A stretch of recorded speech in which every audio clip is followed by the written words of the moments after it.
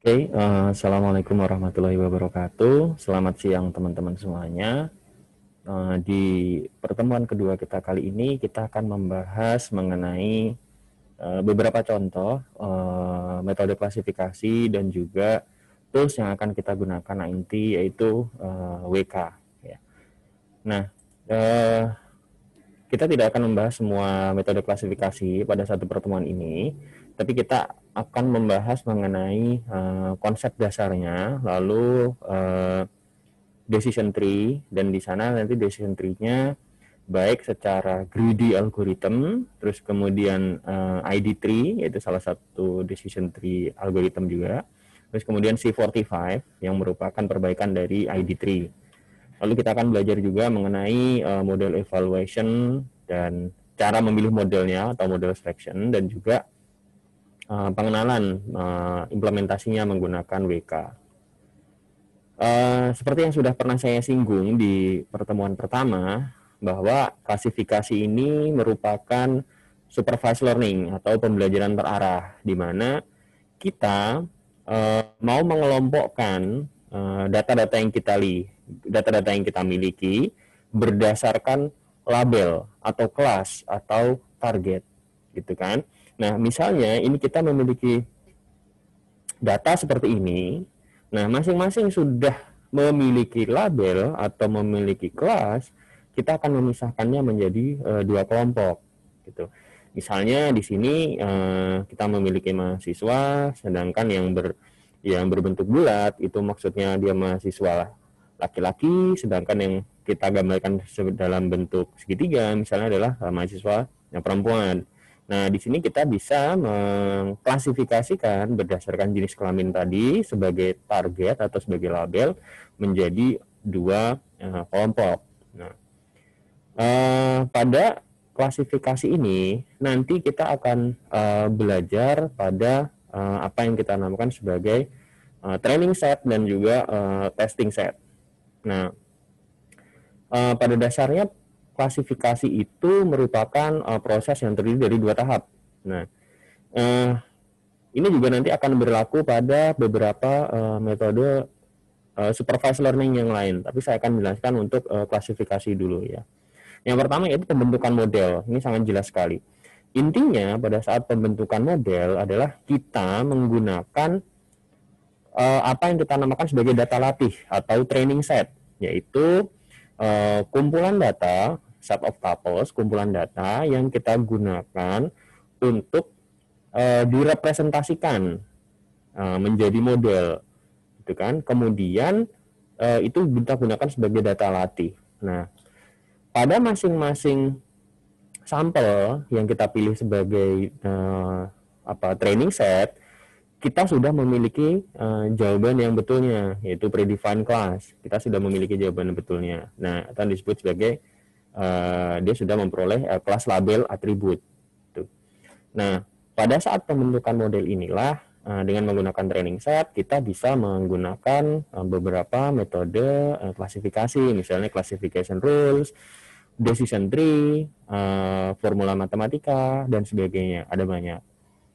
Kemudian yang kedua, tahap proses yang kedua yaitu penggunaan model. Nah, pada saat penggunaan model ini, kita memerlukan apa yang disebut sebagai testing set. Nah, testing set ini adalah sekelompok data yang kita gunakan untuk mengevaluasi model yang sudah kita bangun dari proses yang pertama. Sehingga apabila kita memiliki satu data, misalnya berukuran 1000, gitu kan, misalnya kita mau mengklasifikasi data penduduk, kita memiliki 1000 penduduk. Kita akan membaginya menjadi dua, gitu kan. Nah, pembagiannya itu sangat tergantung. Misalnya yang paling mudah dan paling umum dilakukan adalah menjadi 50%, 50%. Atau 50% untuk training set, kemudian 50% untuk testing set. Tentu saja ini bisa berbeda-beda ya, tergantung dengan bidangnya gitu, dan tergantung dengan jumlahnya data. Jika model tersebut memerlukan training yang berukuran besar, maka kita biasa memberikan persentase yang lebih besar pada training set dibandingkan dengan testing set. Misalnya training setnya 80%, testing setnya hanya 20%, seperti itu. Nah, pada penggunaan model di sini, kita melakukan estimasi terhadap akurasi dari model. Nah, akurasi di sini untuk mengukur performance dari model tersebut. Nah, tentu saja sebenarnya label yang sudah diketahui dari testing set tadi itu kita bandingkan dengan hasil classification result dari model yang sudah kita bangun di model pertama, ya. Nah, akurasi itu merupakan berapa persentase dari sampel pada testing set yang bisa diklasifikasikan dengan benar oleh model. Nah, di sini kita disebutkan bahwa testing set itu harus independen dari training set. Kenapa? Karena model itu sudah kita latih pada training set. Dia sudah mempelajari pola pada training set, sehingga jika ada bagian dari training set juga diikutkan pada testing set, tentu saja ini akan berakibat yang bias gitu ya di sana ya.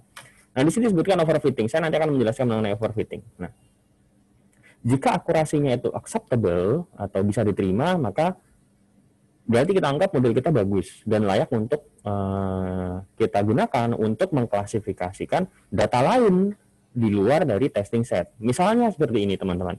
Kita memiliki data penduduk misalnya 1 juta record gitu kan. 500.000 record kita gunakan sebagai training set, ya kan? Terus kemudian 500.000 kita gunakan sebagai testing set. Jika akurasinya sudah bagus, maka kita bisa menggunakan model itu untuk mengklasifikasikan data penduduk yang lain di luar 1 juta yang sudah kita tahu gitu ya. Nah, bagaimana sih ukuran dari akurasi itu acceptable atau tidak? Ini sangat relatif, tapi secara break practice di dunia machine learning, jadi dalam data mining, biasanya ukuran 90% ke atas itu sudah dianggap bagus. Oke, nah tapi dalam beberapa kasus kita biasanya bisa juga menggunakan apa yang dinamakan validation set. Validation set itu seperti ini. Jika kita sudah yakin dengan model yang kita bangun pada saat pertama, pada saat di model construction dengan training set, maka kita sudah yakin dengan modelnya, kita bisa menghitung akurasinya pada testing set, gitu kan. Nah, tapi jika pada saat model construction ini kita memiliki beberapa alternatif model, tidak hanya satu, beberapa alternatif model, sehingga kita tidak bisa langsung mengestimasi akurasi mana model yang tentu saja kita harus memilih dulu model yang terbaik, ya kan, dari kumpulan model yang kita buat. Nah, sehingga kita memerlukan apa yang disebut namanya validation set. Validation set ini berbeda dengan testing set. Pada validation set itu kita juga mengestimasi akurasi sementara pada validation set sebelum dihitung akurasi yang sebenarnya pada testing set. Misalnya seperti ini. Kita memiliki 1 juta record penduduk, gitu kan. Terus kemudian kita mau membuat model klasifikasi. Misalnya kita menggunakan decision tree misalnya, dan decision tree yang kita hasilkan tidak hanya 1, tapi misalnya ada 5, gitu kan. Sedangkan kita masih belum yakin apakah decision tree mana yang akan memberikan hasil yang terbaik. Nah, 500.000 digunakan untuk melatih decision tree kita. Kemudian misalnya 200.000 kita gunakan untuk memvalidasi mana model yang paling bagus dari decision tree yang sudah kita buat. Nah, 300.000 sisanya kita gunakan untuk melakukan estimasi akurasi yang sebenarnya. Nah, ini contoh bagaimana kita membangun model. Misalnya kita memiliki data transaction seperti ini yang terdiri dari misalnya nama dosen, terus kemudian pangkat dosennya, apakah dia asisten profesor, associate profesor, ataupun profesor. kemudian lama mengabdinya, terus kemudian apakah dia itu sudah mendapatkan tenured position atau belum, maksudnya sudah di dalam jenjang karir atau belum, gitu kan. Nah, kita menggunakan ini sebagai training data, terus kemudian kita memilih algoritma klasifikasi dan membentuk classifier atau model yang akan kita gunakan. Misalnya di sini contohnya adalah kita membangun classification rule. Nah, rules-nya adalah misalnya jika pangkatnya adalah profesor atau umurnya lama pengabdiannya lebih dari 6 tahun, maka dia sudah berada di tenured position atau yes.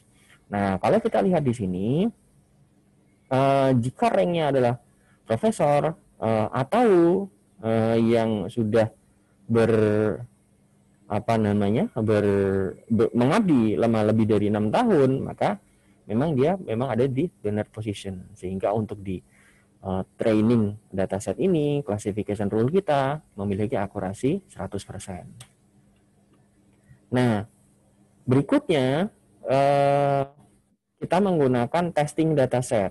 Nah, kalau teman-teman lihat di training dataset kita ini adalah testing set yang lain. Ini adalah data yang lain, tapi dengan tipe yang sejenis, yang sama.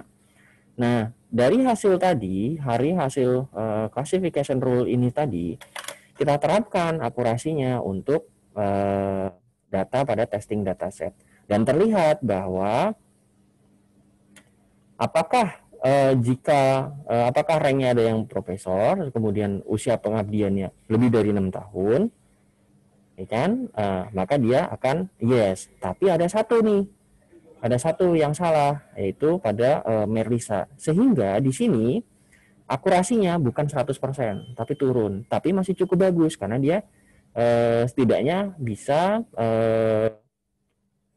75%. Bisa melakukan memperoleh akurasi 75% pada testing set. Dan ini sangat-sangat umum, di mana pada trading set akurasinya tinggi, sedangkan pada testing set dia turun. Ya. Nah, ketika kita sudah di sini, karena ini hanya masih sebagai contoh, dengan akurasi 75% tadi, kita menganggap bahwa classification rule kita atau classifier kita sudah cukup bagus akurasinya.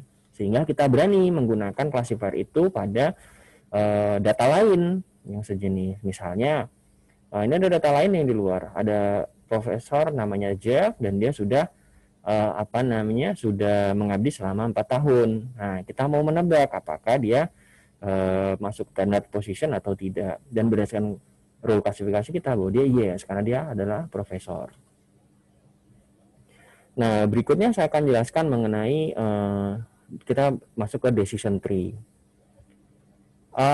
Permasalahan yang sering muncul dalam klasifikasi, misalnya kita memiliki record data dari data transaksional.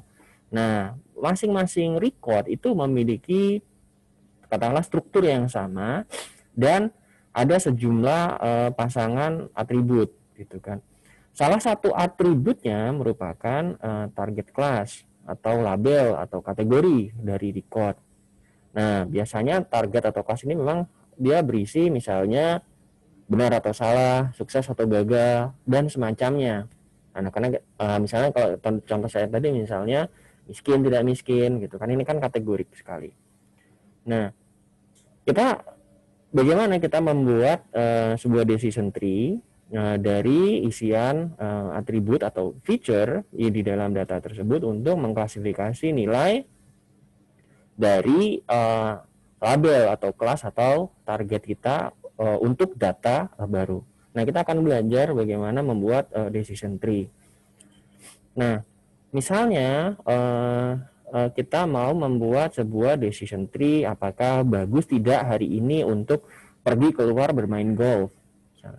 Ada beberapa atribut atau fitur yang kita ketahui, misalnya bagaimana kondisi cuaca saat ini, cerah, berawan, hujan, suhunya bagaimana, kemudian kelembabannya bagaimana, terus kemudian berangin atau tidak. Atribut-atribut yang diasumsikan memiliki korelasi dengan peluang kita apakah perlu main golf atau tidak. Nah, ini adalah target atau label atau kelas yang akan kita klasifikasikan apakah kita akan keluar untuk main golf atau tidak. Ini contoh misalnya data atau record yang kita peroleh, dan ini adalah label atau kelas yang sudah pernah kita ketahui. Misalnya dari data-data yang sebelumnya sudah ada bahwa ketika misalnya cuacanya cerah tapi suhunya panas dan kelembabannya tinggi dan tidak berangin, maka lebih baik tidak bermain karena kemungkinan besar misalnya hujan gitu. Misalnya seperti itu. Nah, kita sudah memilikinya. Nah, sekarang ketika kita dihadapkan pada situasi baru di mana sekarang cuacanya cerah tapi suhunya dingin, kelembabannya tinggi dan berangin, apakah kita akan memutuskan keluar untuk main golf atau tidak? Nah, kita akan membuat pohon keputusan. Ini adalah contoh pohon keputusan yang kita buat. Nah, nanti kita akan berlatih bagaimana membuat pohon keputusan ini. Misalnya dari pohon keputusan ini kita bisa mengkategorikan faktor apa dulu yang akan kita lihat, terus kemudian dicek berikutnya seperti conditional if. Kalau saya rasa teman-teman sudah sangat familiar ya dengan ini.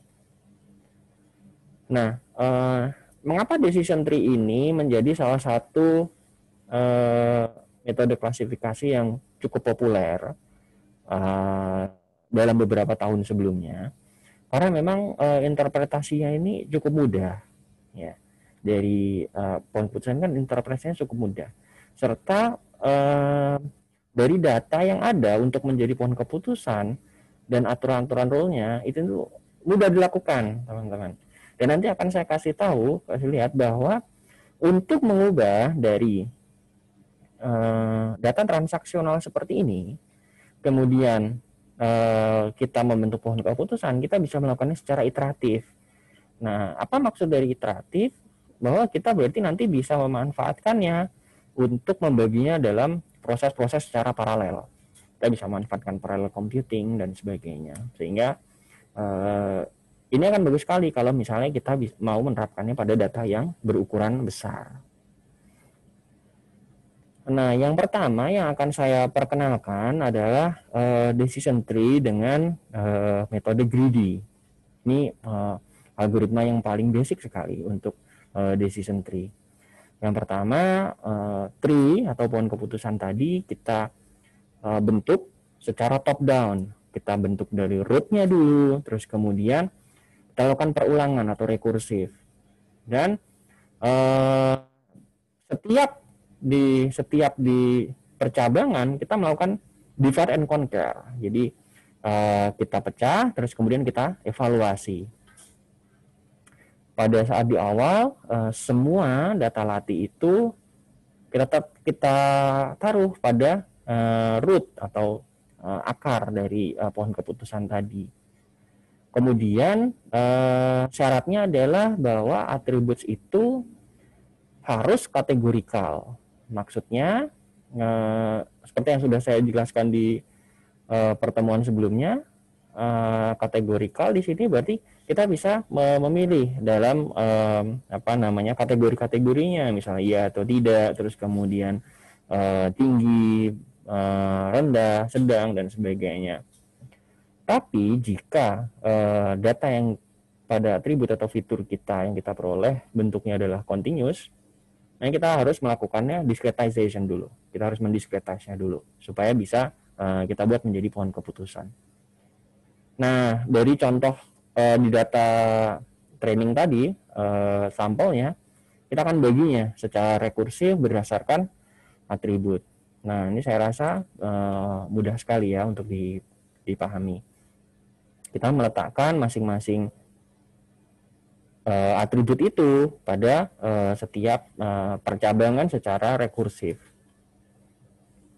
Nah, untuk tes atribut pada saat yang kita melakukan testing, nah kita akan menggunakan beberapa metode heuristik.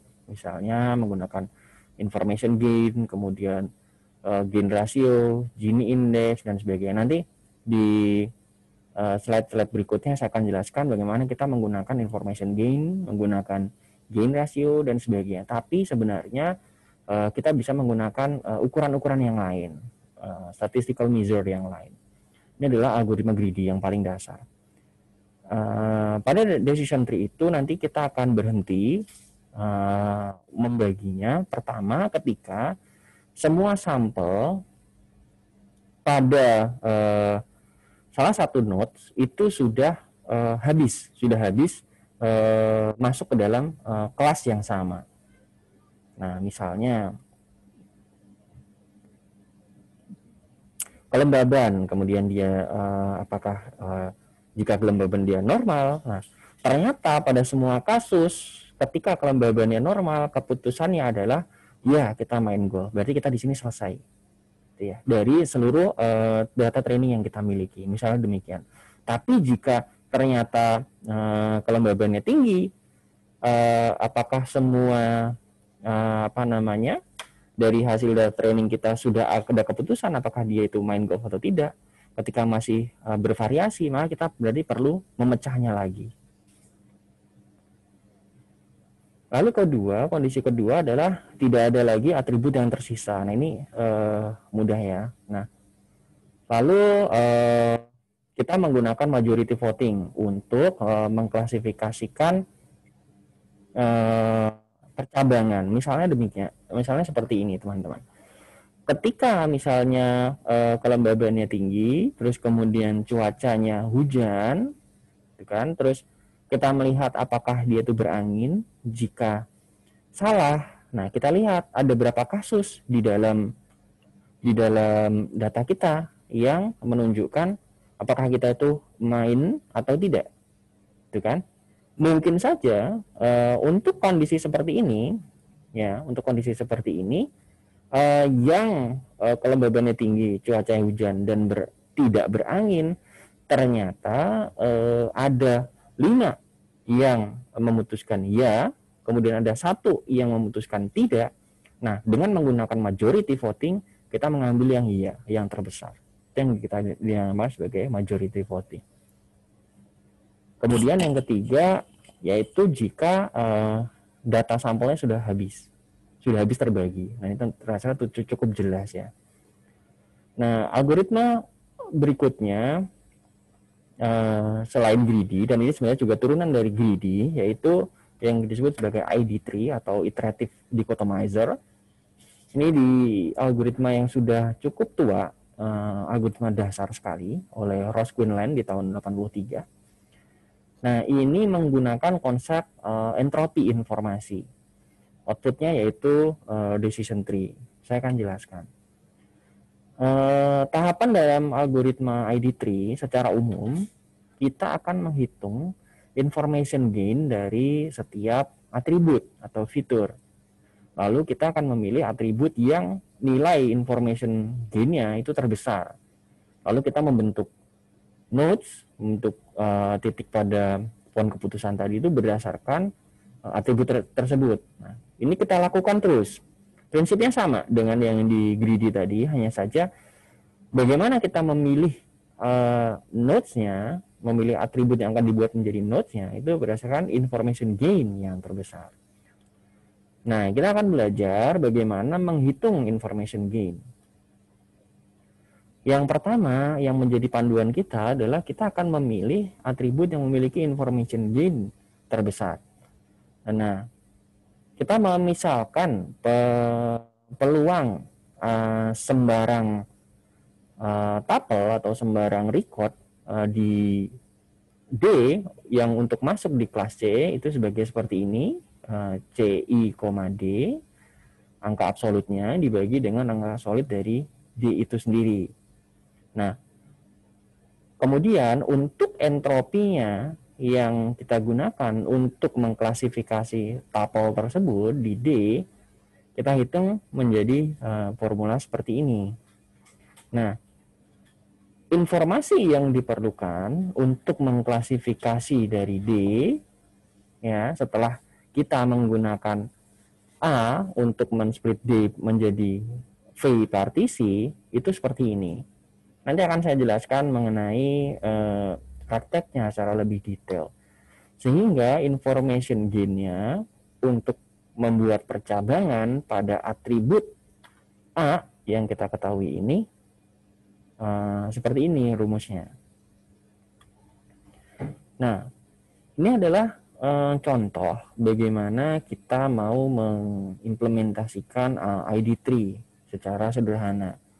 Kita katakanlah memiliki record dari data transaksional seperti ini berdasarkan umur, terus kemudian pendapatan, terus apakah status dia sebagai mahasiswa atau bukan, terus kemudian kredit ratingnya, lalu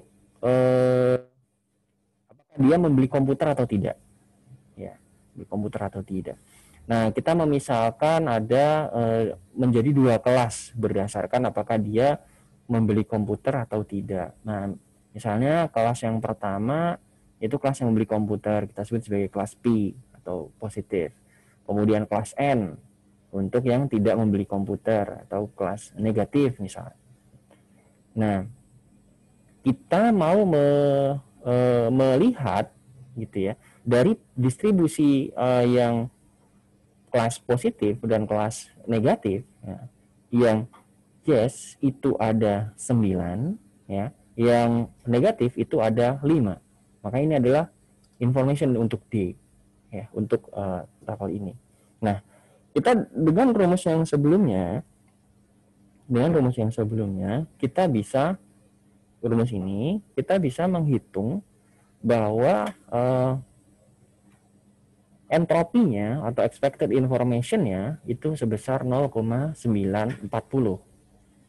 Nah, kemudian ketika kita mau menghitung untuk setiap atribut, karena kita akan menghitung mana atribut yang memiliki information gain tertinggi, ya kan? Berarti kita akan harus menghitung information gain per atribut. Nah, kita misalkan mau menghitung untuk yang atribut umur atau age.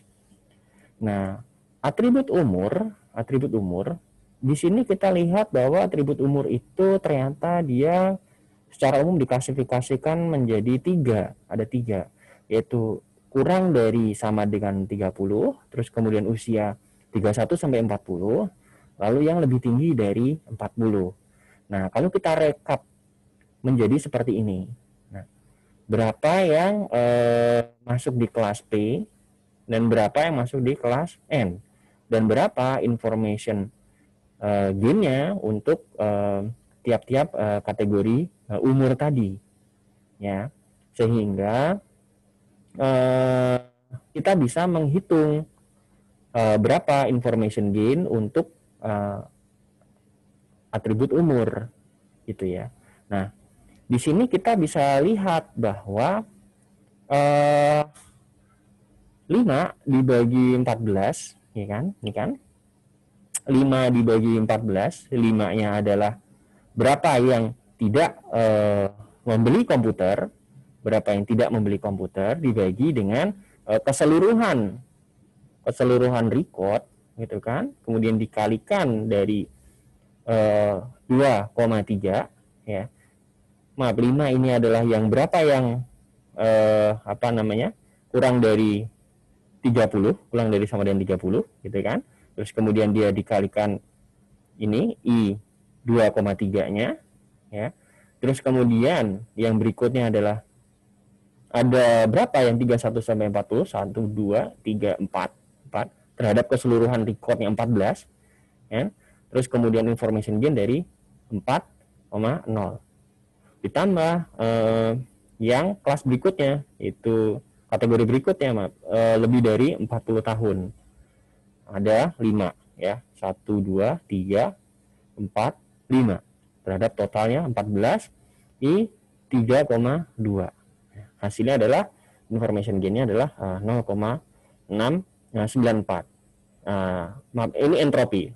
Nah, kemudian ini artinya kita bisa menghitung berapa information gain untuk atribut umur, ya, dengan rumus yang ada di sebelumnya. Nih.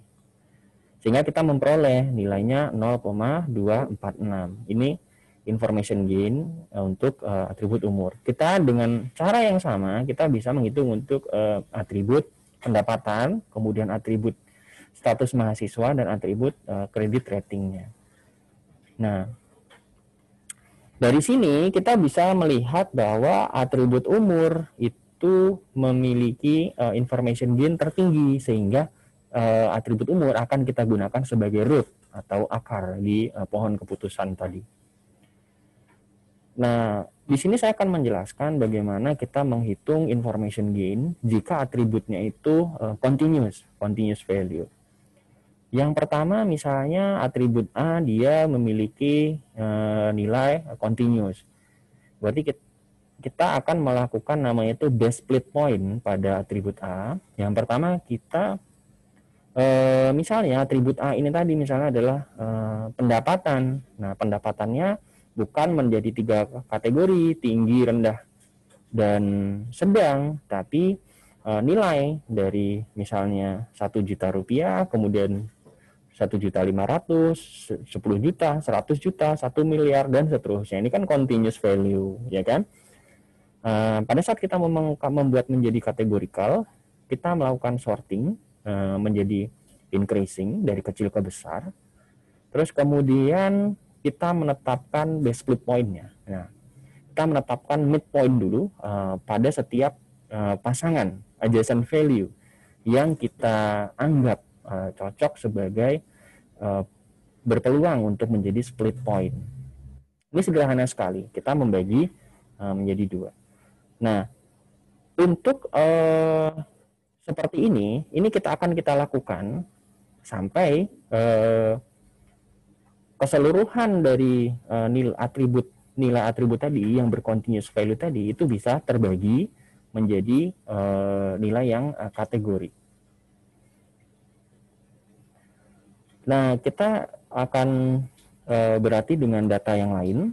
Nah, untuk ID tree ini, dalam decision tree ini, pertama kita siapkan data trainingnya, terus kemudian ini yang sudah saya jelaskan tadi, atribut mana yang akan kita gunakan sebagai akar, gitu kan. Lalu kita membuat percabangan berdasarkan nilai-nilai dari atribut yang kita gunakan tadi sebagai akar.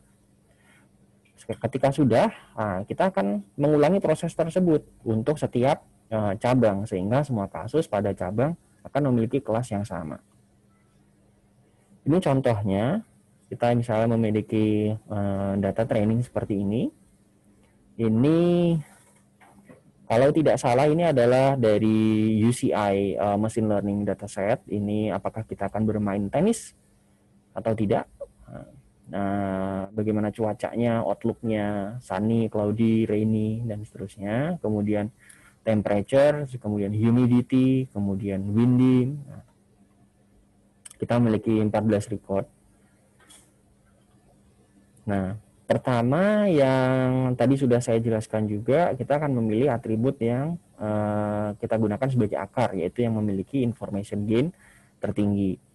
Kita hitung entropinya, kemudian kita hitung information gain-nya. Nah, untuk di kasus tadi, misalnya kita bisa mengklasifikasikan mana berdasarkan bahwa jumlah kasusnya, apakah dia itu ya ataupun tidak, kita bisa menghitung entropi totalnya. Nah, ini contoh penghitungan entropi totalnya. Saya rasa mudah sekali karena tadi seperti yang sudah saya jelaskan. Misalnya untuk untuk entropi cloudy bagaimana, kemudian entropi rainy nanti bagaimana, berdasarkan berapa kemungkinan jumlah kasusnya, terus kemudian apakah dia itu masuk di kategori ya atau kategori tidak, ada yang berapa.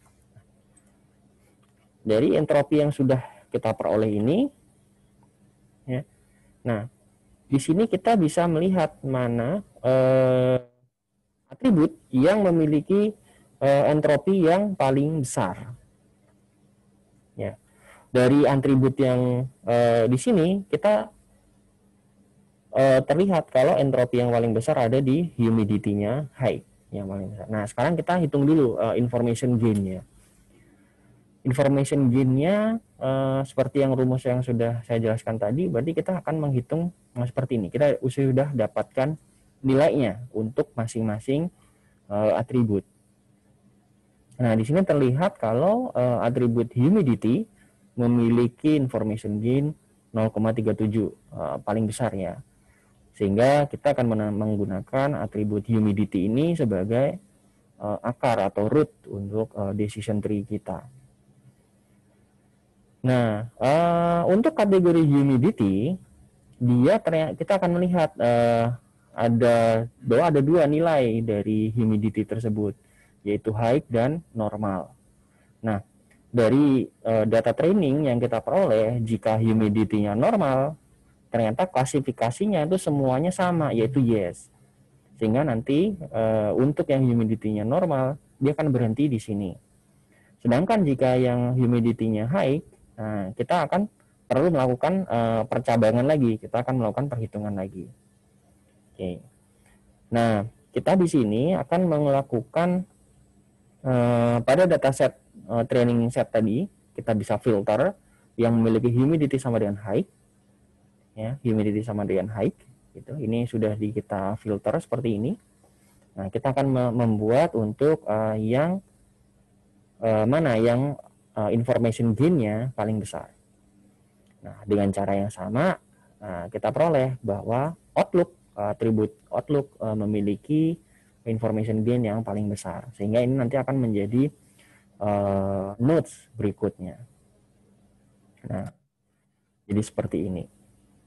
Untuk yang atribut Outlook, dia memiliki tiga nilai yang memungkinkan, yaitu cloudy, rainy, dan sunny. Untuk jika humidity-nya high, Outlook-nya cloudy, ternyata di semua data training menunjukkan bahwa kita yes. Sedangkan jika humidity-nya high, Outlook-nya sunny, semua data training kita menunjukkan no. Berarti untuk kasus ini dan ini selesai untuk decision tree-nya. Sedangkan jika humidity-nya high, Outlook-nya rainy, kita perlu melakukan penghitungan lagi, sama seperti bagaimana kita melakukan untuk yang Outlook. Nah, kita lakukan proses yang sama. Kita peroleh bahwa atribut windy yang humidity-nya high, Outlook-nya rainy, atributnya windy, ternyata information gain-nya paling besar, yaitu 1. Ya, karena dia hanya ada dua ini, humidity-nya high, ya, terus kemudian Outlook-nya rainy. Ternyata hanya ada 2 kasus di dalam data training kita, dan terlihat kalau yang windy, information gain-nya dia 1. Sehingga kita bisa menetapkan berikutnya windy akan kita pecah menjadi false dan true gitu. Nah, sehingga pohon keputusan kita sudah selesai, sudah terbentuk decision tree kita dengan menggunakan algoritma ID3. Nah, berikutnya saya akan jelaskan mengenai algoritma C45 yang merupakan pengembangan dari algoritma ID3. Di sini dia memperkenalkan ada konsep baru yang disebut sebagai gain ratio dan split info. Ini mengapa diperkenalkan konsep baru ini terhadap ID3 pada C45? Misalnya kita memiliki atribut katakanlah D, dia memiliki nilai yang berbeda untuk setiap record, maka information atau entropi untuk D, T kan adalah 0, ya kan? Sedangkan gain dari D, T-nya maka menjadi maksimal, ya kan? Nah, ini kan menjadi sebuah masalah. Nah, permasalahan ini memang belum terpecahkan pada ID3, sehingga pada algoritma C45 kita kenalkan namanya konsep gain ratio ini, di mana dari gain ratio D, T itu kita peroleh dari information gain di D, T kita bagi dengan split infonya. Nah, bagaimana cara menghitung split info pada kasus di C45? Yang pertama, tadi saya sudah sebutkan kalau pengukuran information gain itu akan bias pada atribut yang memiliki nilai-nilai yang besar, ya, karena kita akan memilih atribut yang memiliki information gain paling besar. Sehingga kalau atribut tersebut memang bernilai besar, tentu saja ini hasilnya akan bias dibandingkan memang atribut-atribut lain yang nilainya itu berukuran kecil. Nah, split info dan gain ratio ini digunakan sebagai normalization untuk menormalkan dari information gain supaya dia tidak bias lagi. Caranya dengan rumus seperti ini, ya. Dan kita bisa menghitung misalnya contohnya untuk gain ratio untuk income, nah yang contoh yang sebelumnya, ya, gain ratio untuk income yang di kasus ini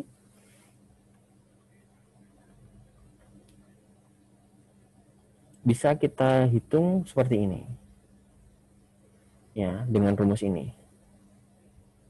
Oke, gain A dibagi dengan split info A. Kita akan boleh. Nah, atribut yang memiliki gain ratio yang maksimum, kita akan memilihnya sebagai splitting atribut pada C45 ini. Nah, pada pengembangan C45 ini ada beberapa hal yang bisa menjadi catatan buat kita. Mengapa C45 ini lebih bagus daripada ID3? Yang pertama, pada C45 ini harapannya kita bisa menghandle data training set yang masih memiliki nilai unknown. Maksudnya adalah ketika di ID3 tadi dia sangat sensitif terhadap atribut yang nilainya berukuran range-nya itu berukuran besar, sedangkan pada training kita mungkin yang terlihat hanya range yang kecil, sehingga untuk unseen data atau data yang belum terlihat bisa jadi akan sangat sensitif di sana.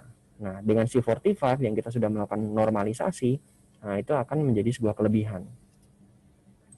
Nah, itu yang pertama. Kemudian kita juga bisa mengklasifikasi records dengan menghitung kemungkinan atau probabilitas dari semua hasil yang memungkinkan, tidak hanya dari apa yang sudah kita ketahui di training dataset.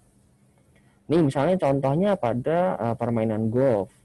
Jika cuacanya cerah dan kelembabannya tidak diketahui misalnya, maka akan ada 3 record untuk tidak bermain dan 2 record untuk bermain di contoh yang sebelumnya, ya. Maka probabilitas untuk apakah kita akan main golf atau tidak, dia menjadi 0,4 dan 0,6, ya. Ini menjadi contoh bagusnya C45 dibandingkan ID3. Nah, contoh yang lain adalah kalau di ID3 tadi, untuk menghandle continuous value pada atribut, kita melakukan perlakuan khusus. Nah, di C45 ini dia akan menghandle-nya dengan lebih bagus daripada apa yang ada kita lakukan di ID3 dibandingkan hanya dengan melakukan sorting saja, ya, seperti di ID3 tadi, kemudian kita mau lakukan split, ya. Nah, itu tadi teman-teman yang tiga algoritma decision tree yang saya perkenalkan, menggunakan greedy, terus kemudian menggunakan ID3 dan kemudian C45. Ada beberapa metode yang lain, intinya untuk membangun decision tree, bagaimana memilih atribut yang akan kita pergunakan selain dengan tiga algoritma tadi, kita juga bisa menggunakan algoritma yang lain, misalnya dengan CHAID, kemudian CSAP, G-statistic, MDL, minimum description length, ini cukup populer sekali. Terus kemudian CART, ini juga sangat populer. Ketika misalnya kita ditanyakan mana yang di antara algoritma decision tree ini yang paling baik, ada sebuah teorem yang dinamakan no free lunch theorem, bahwa tidak ada algoritma yang terbaik, masing-masing memiliki kelebihan dan kelemahan. Dan saya rasa ini harus menjadi PR buat teman-teman, mana yang memiliki kelebihan terbaik tergantung dengan dataset yang kita pergunakan. Nah, silakan dipelajari mengenai itu dan bisa didiskusikan saya kan mungkin akan memberikan tugas-tugas terkait ini. Nah, selanjutnya saya akan memperkenalkan mengenai apa itu overfitting. Overfitting pada saat kita tadi saya sudah menjelaskan mengenai kita menggunakan training set dan kemudian juga testing set, ya. Akurasi pada saat di training set itu sangat bagus. Tadi di contoh kita bisa sampai 100%, tapi pada saat diimplementasikan di testing set turun menjadi 75%. Ini adalah kasus yang sangat umum.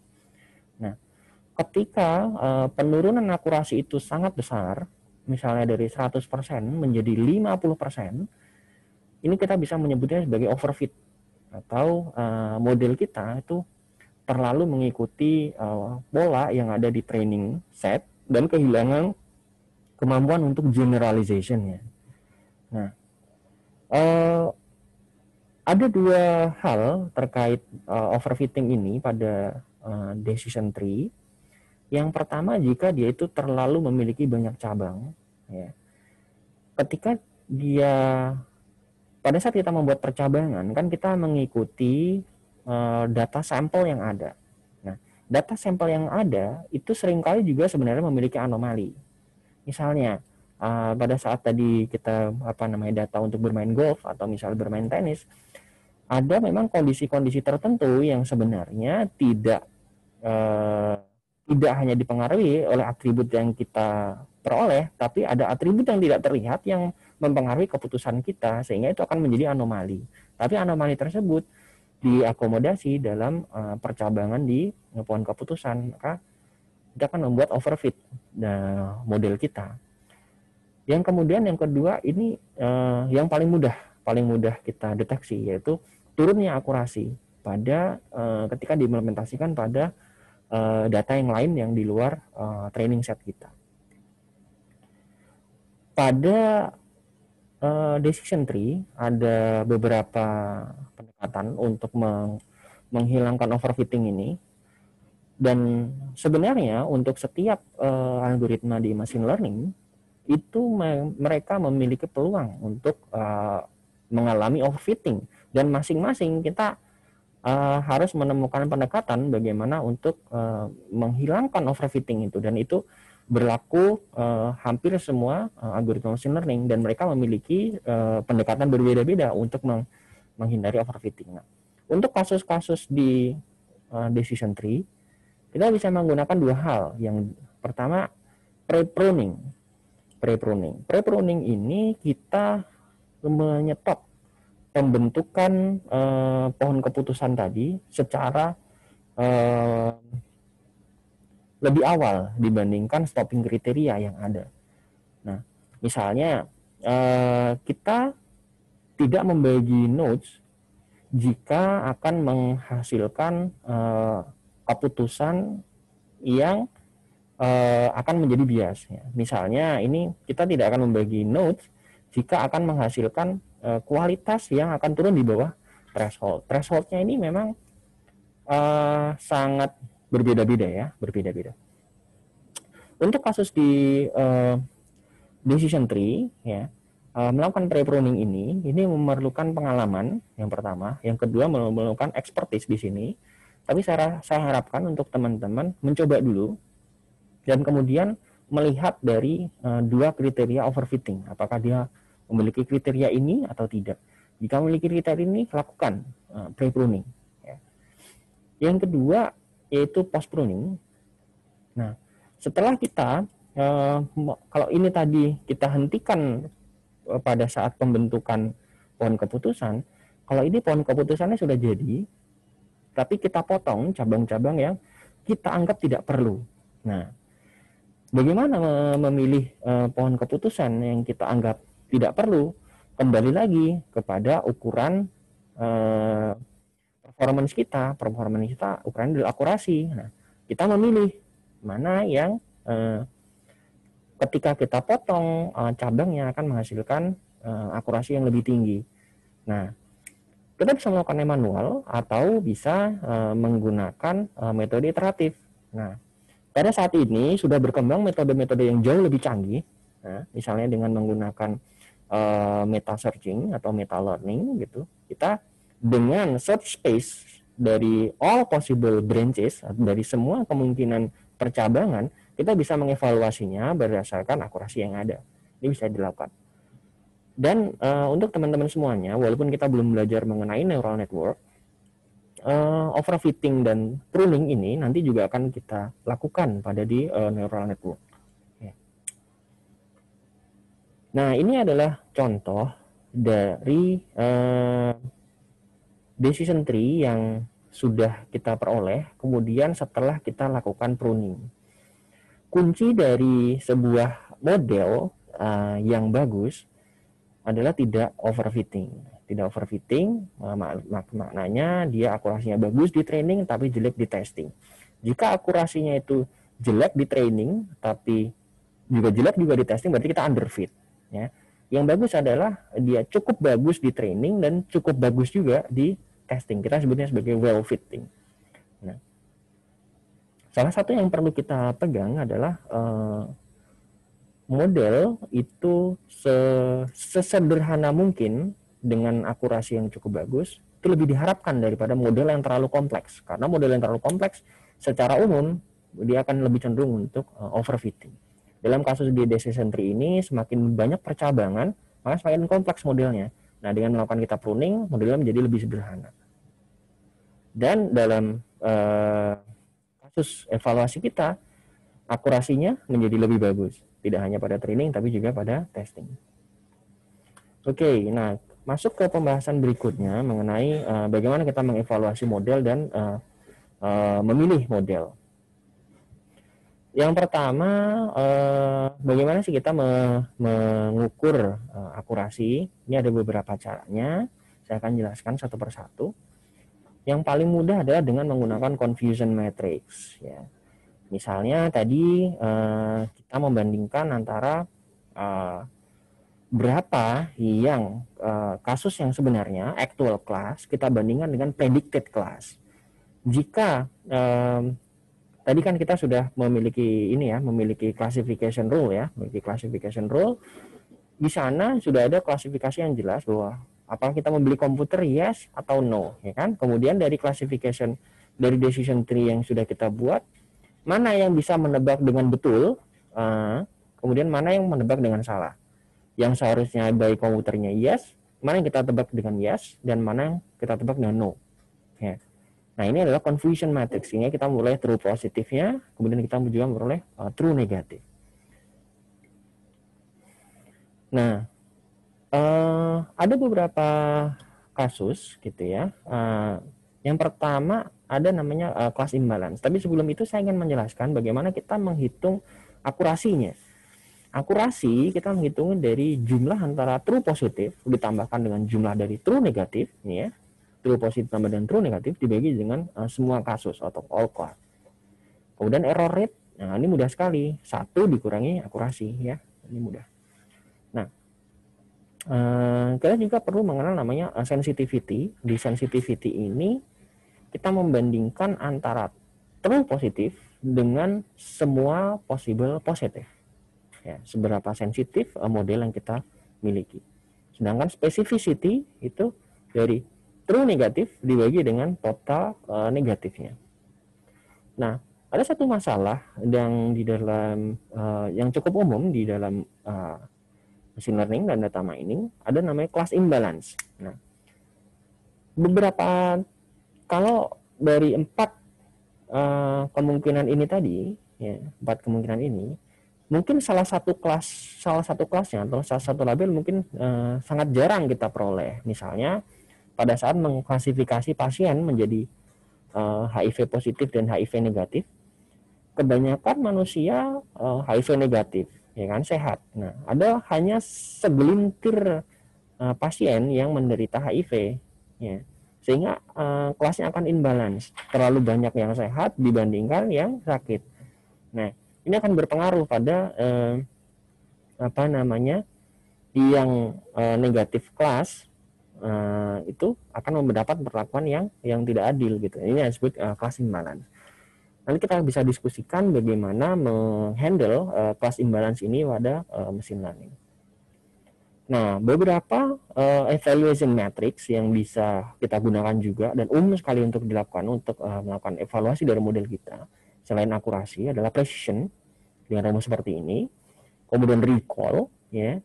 Nah, kemudian ada F score atau F measure, itu biasa kita sebut F1 score, nanti juga ada namanya F data score. Nah, dengan rumus yang sangat simpel seperti ini, dan saya harapkan ini teman-teman diperhatikan dengan baik karena ini nanti akan berlaku secara umum pada seluruh mata kuliah kita, bagaimana mengevaluasi model-model ini. Nah, ini adalah contoh perhitungannya. Ya.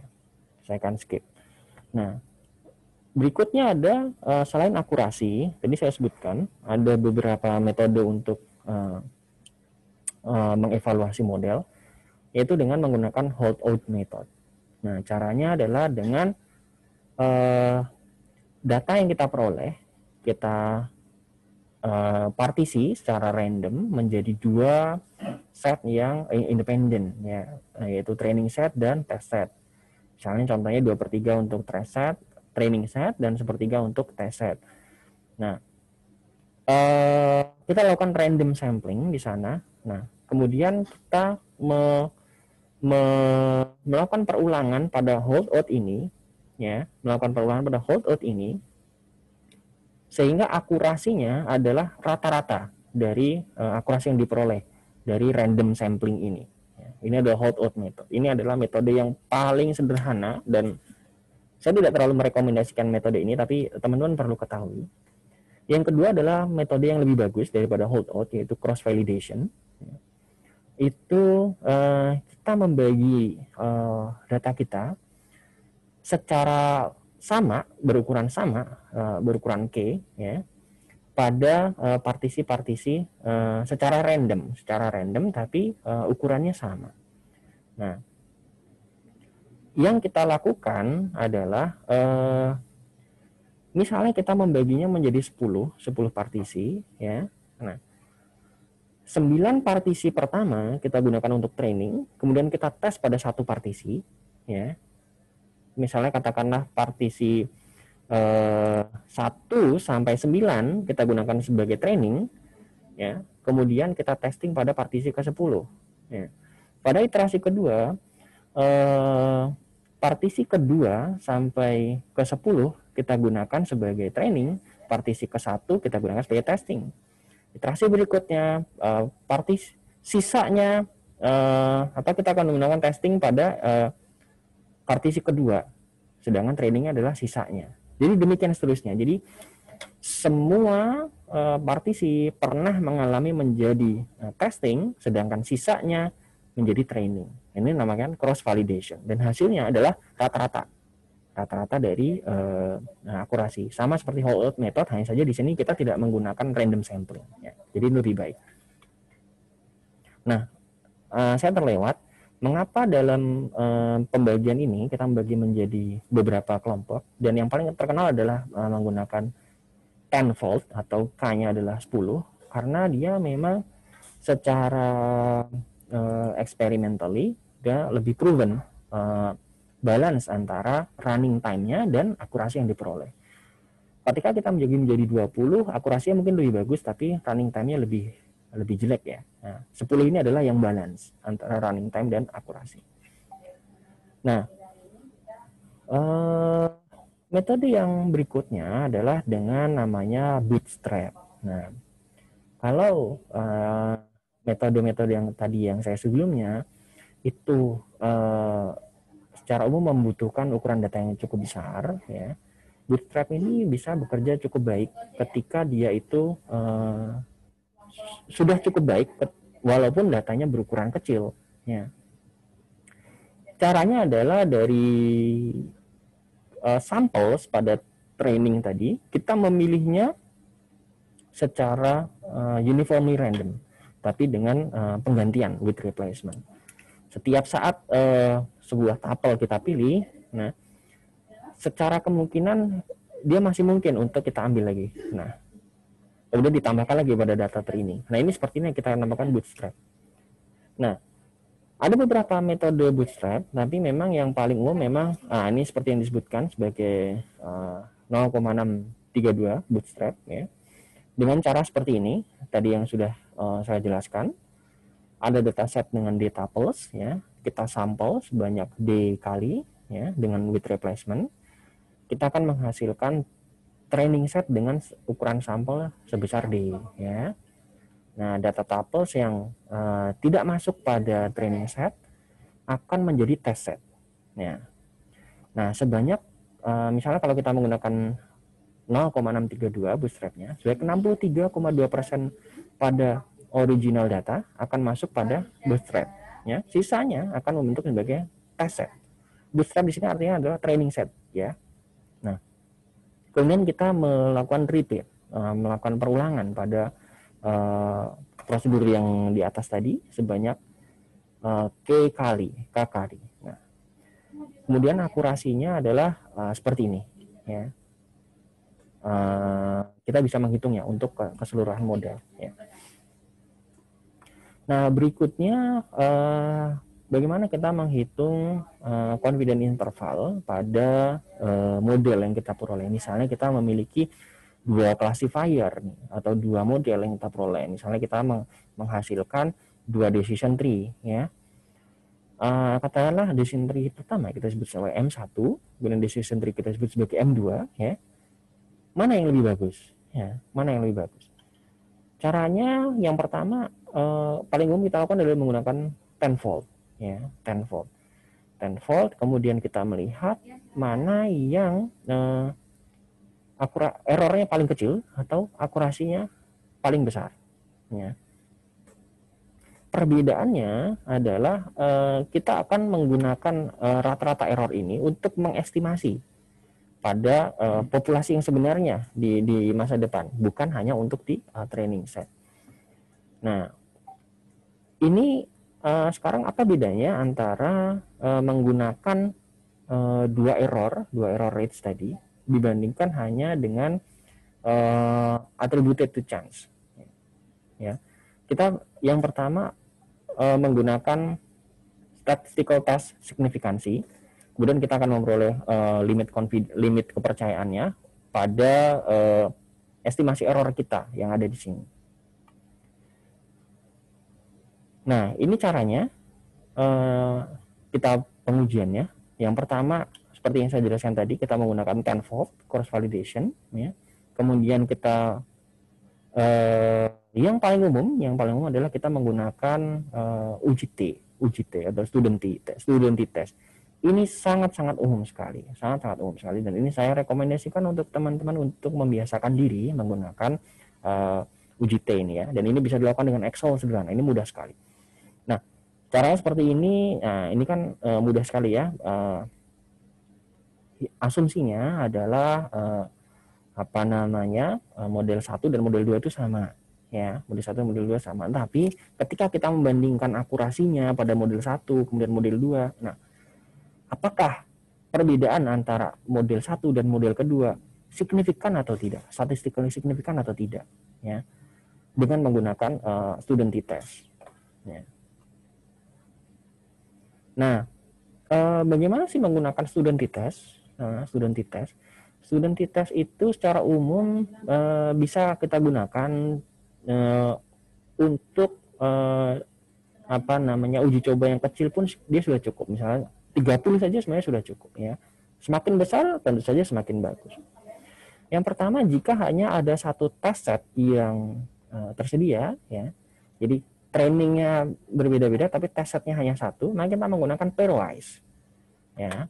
Dengan cara seperti ini saya rasa mudah sekali dan teman-teman akan mengimplementasikan dengan mudah sekali, di Excel pun juga ada ya. Tapi jika ada test setnya itu ada dua ya, maka kita juga tidak menggunakan pairwise tapi menggunakan non-pair ya.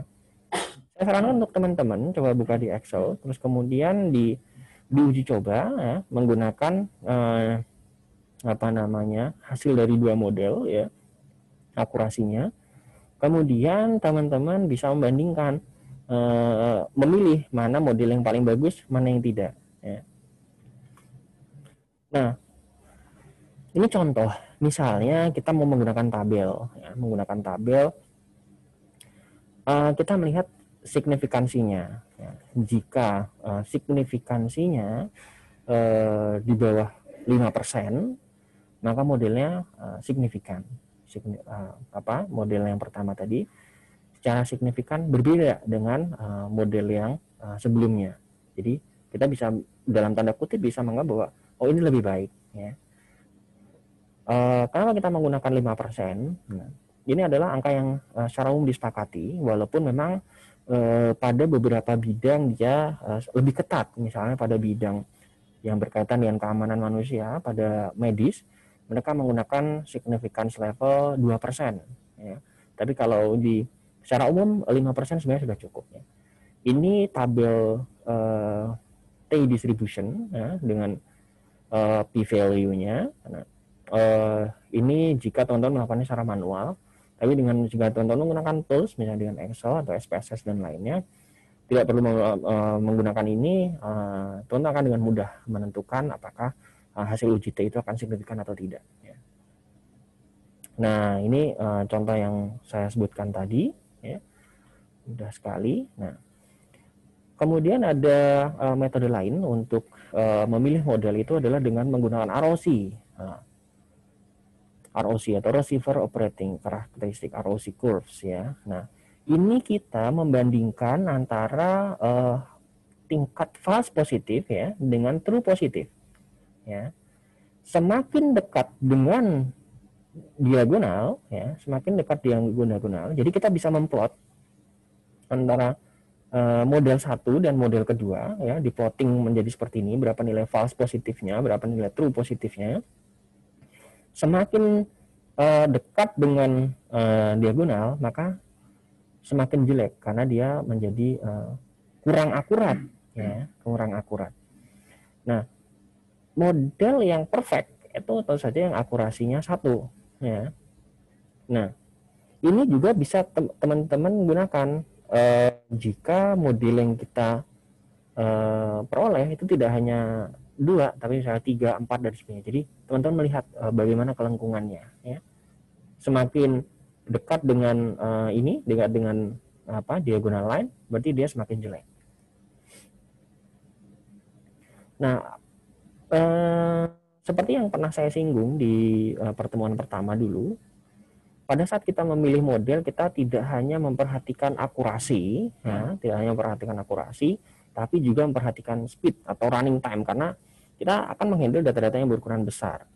Nah, terus kemudian ada juga kita sebenarnya memperhatikan robustness. Mungkin tidak akan saya ajarkan di mata kuliah ini, tapi silakan teman-teman mencari sendiri bahwa sudah kita ketahui semuanya bahwa machine learning algorithms, mulai dari yang paling sederhana seperti regresi linear hingga yang paling bagus untuk saat ini yaitu deep learning, rata-rata akan sangat mudah untuk tertipu oleh noise atau missing value, sehingga dia tidak robust. Jadi robustness juga menjadi salah satu pedoman kita dalam memilih mana model yang paling bagus. Kemudian scalability. Scalability ini artinya ketika kita menangani data yang berukuran katakanlah 1000 record, dia bisa running katakanlah 10 detik. Pada saat kita menangani yang 1000 kali lebih besar lagi, yaitu 1 juta record, maka seharusnya running time-nya adalah 1000 kali lipat dari 10 detik juga. Ya, berarti 10.000 detik. Nah, kalau seperti ini berarti kenaikan running time-nya dibandingkan dengan kenaikan ukuran datanya itu adalah linear. Semakin linear berarti semakin scalable algoritma kita, dan semakin scalable semakin bagus. Algoritma yang jelek adalah ketika algoritmanya semakin eksponensial. Jadi dengan meningkatnya data dia semakin berat, tidak linear gitu ya. Dan dia tidak scalable. Nah, ini juga penting untuk pada saat kita memilih model. Yang keempat tentu saja ini yang memudahkan kita, interpretability-nya.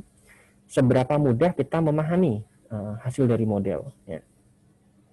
Kalau di dalam tadi sudah saya sebutkan, model yang bagus itu adalah salah satunya adalah model yang sederhana. Ketika semakin kompleks model ya, itu selain dia itu ada peluang untuk menjadi overfitting, interpretability-nya juga rendah. Ya. Itu juga menjadi salah satu pertimbangan. Dan beberapa measurement yang lain ini tidak akan kita pelajari di sini, tapi ketika misalnya nanti teman-teman akan berkecimpung lebih jauh di dalam data mining ini, teman-teman akan mengenal ada banyak sekali pengukuran-pengukuran yang lain untuk memilih model itu sendiri ya, tidak hanya ini.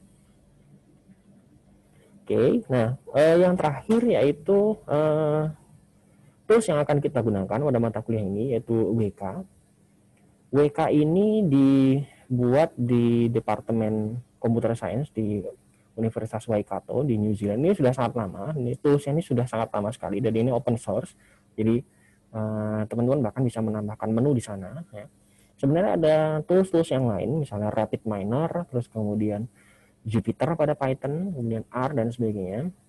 Tapi WK ini sangat-sangat mudah ya, sangat-sangat mudah. Dan Rapid Miner itu adalah salah satu versi pengembangan dari WK. Tapi untuk mata kuliah ini kita akan menggunakan WK karena dia open source.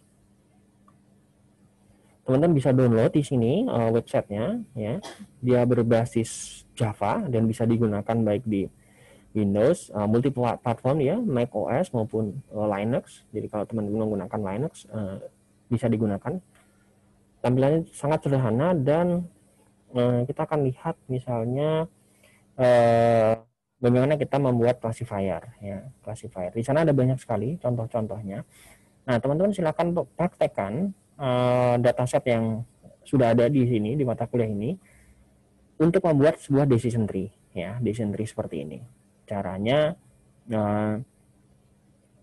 pada menunya, menu di sana nanti ada teman-teman lihat. Ini adalah juga akan menjadi alur di mata kuliah kita, preprocessing, terus kemudian classification, terus kemudian clustering, association, attribute selection, visualization, dan seterusnya. Nah, praktekkan dulu misalnya untuk yang klasifikasi, ya, klasifikasi. Kita akan memilih ini decision tree, ya, decision tree ada ID tree, dan kemudian ada G45, dan juga ada algoritma klasifikasi yang lain seperti random forest, random tree, dan seterusnya. Ini algoritma dasar dan algoritma yang klasik. Nah, saya harapkan teman-teman nanti akan pernah mencoba semuanya ya yang ada di sini. Karena ini adalah minimal ya. Sebenarnya algoritma seharusnya ada lebih banyak lagi dan algoritma yang lebih baru ya.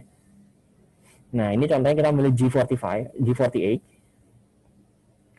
Nah, teman-teman bisa memilih binary splitnya, kemudian confidence factor dan seterusnya. Apakah kita menggunakan pruning dan sebagainya ya. Nah, kemudian teman-teman bisa running, kemudian memilih untuk testing setnya bagaimana. Apakah kita tes menggunakan training set atau kita menggunakan test set sendiri atau kita menggunakan cross validation. Nah, cross validationnya mau berapa volt? 10 volt, 8 volt dan sebagainya. Saya sarankan menggunakan 10 volt ya. Nah, atau menggunakan percentage split. Nah, silakan coba-coba semuanya.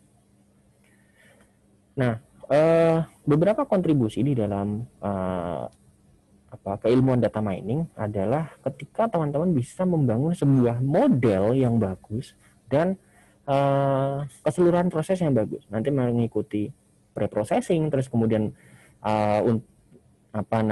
bahkan pada satu model yang sama, misalnya decision tree, teman-teman menemukan parameter yang lebih bagus, ya, misalnya teman-teman menemukan bahwa cross validation tertentu, misalnya 12, ya, 12 itu lebih bagus daripada 10, itu juga salah satu bentuk kontribusi ya. Nah, jadi silakan diekspor di sini. Jadi teman-teman akan menemukan bagaimana data saya ketika diklasifikasi dengan berbagai macam model atau algoritma ya, dengan berbagai macam parameter ya.